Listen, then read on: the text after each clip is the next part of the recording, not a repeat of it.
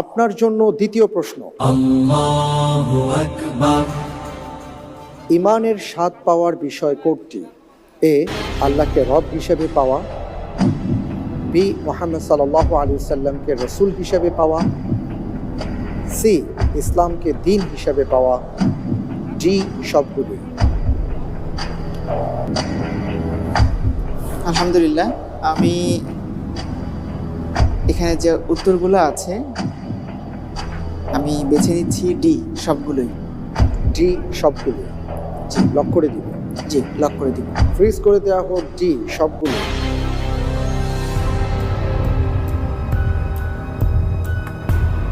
আপনি যে উত্তরটি দিয়েছেন আপনার উত্তরটি সঠিক উত্তর। আলহামদুলিল্লাহ।